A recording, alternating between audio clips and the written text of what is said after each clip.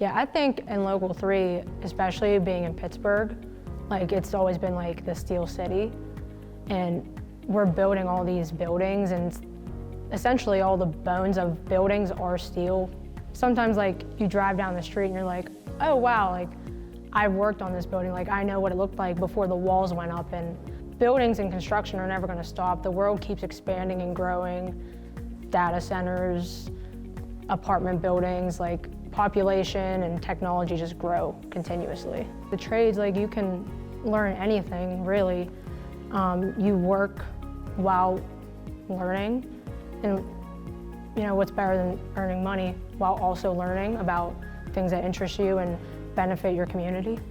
As you make more money, it's like I could go even further if I wanted to.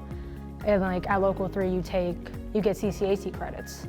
So you could have all these credits from the apprenticeship and be like, maybe I want to go into safety. Take your safety classes.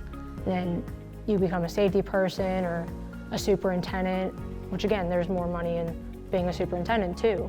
You step back from like a safe day at the job and you're like we built this, we started this, and you're like, I did that, we put this together, we're helping the community, and yeah, it's really cool.